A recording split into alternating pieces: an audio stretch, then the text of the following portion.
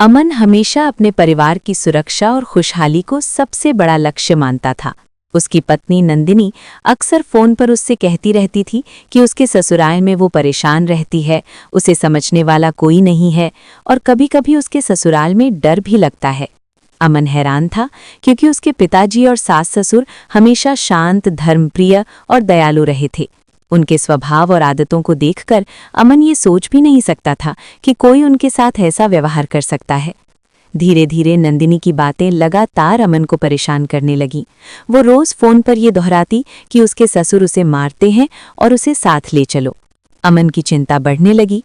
उसने तय किया कि अब वो खुद आकर सब देखेगा, क्योंकि फोन पर सब कुछ सुनना और खुद विश्वास करना दो अलग अलग चीजें होती हैं। जब अमन घर पहुंचा तो उसने देखा कि नंदिनी अपने ससुर की देखभाल कर रही थी। वो उनके लिए खाना बना रही थी, दवाइयां समय पर दे रही थी और हर काम में उनका हाथ बटा रही थी। पिताजी ने अमन को आश्वस्त किया कि उन्होंने कभी नंदिनी को चोट नहीं पहुंचाई।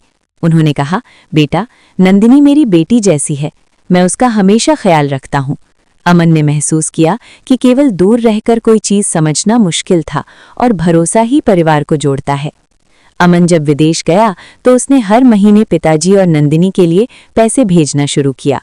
नंदिनी ने बच्चे की तैयारी की, घर संभाला और पिताजी की देखभाल पूरी जिम्मेदारी से की। इसके चलते अमन बिना किसी चिंता के अपने काम पर ध्यान दे पाया। उसकी मेहनत रंग लाई और उसे 7 महीने के भीतर 2 प्रमोशन और वेतन वृद्धि मिली।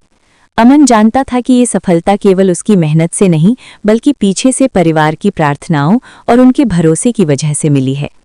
लेकिन कुछ महीनों बाद अमन ने महसूस किया कि नंदिनी का व्यवहार बदल रहा है। पहले जैसी खुली और लंबी बातचीत अब कम हो गई थी। फोन पर अक्सर संक्षिप्त उत्तर मिलते और कभी-कभी वो कहती कि वो थक गई है। धीरे धीरे उसने कहा कि उसे ससुराल में डर लगता है और वो परेशान रहती है। अमन का मन कांप उठा। उसने महसूस किया कि अब वो किसी और की बात पर भरोसा नहीं कर सकता और खुद जाकर सब देखना ही सबसे सही कदम होगा। घर पहुंचने पर उसने देखा कि नंदिनी और पिताजी के बीच तनाव की स्थिति बन गई थी।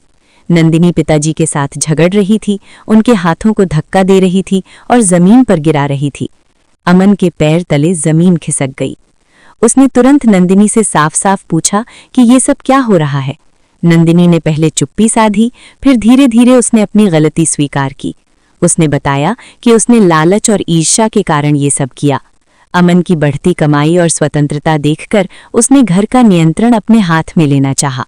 उसने पिताजी पर झूठा आरोप लगाकर अमन को भ्रमित करने की कोशिश की ताकि वो जल्दी वापस ना आए। अमन ने शांति बनाए रखी और नंदिनी को समझाया कि अब वो इस घर में नहीं रहेगी। बच्चों की सुरक्षा और परिवार की स्थिरता पहले आती है। उसने पिताजी के सामने निर्णय लिया और उन्हें भरोसा दिलाया कि परिवार को स्थिर और सुरक्षित बनाए रखेगा। पिताजी ने अमन को आशीर्वाद दिया और कहा, सत्य आखिरकार सामने आ ही जाता है। इस अनुभव ने अमन को ये सिखाया कि हर रोती हुई आवाज़ पीड़ित नहीं होती और हर खामोश व्यक्ति अत्याचारी नहीं होता। कभी-कभी लालच, अहंकार और भय इंसान को इतना अंधा कर देते हैं कि वो रिश्तों और अपने मूल्यों को भूल जाता है। अमन ने ये भी सीखा कि भरोसा, संयम और ईमानदारी ही परिवार और रिश्तों की असली ताकत हैं।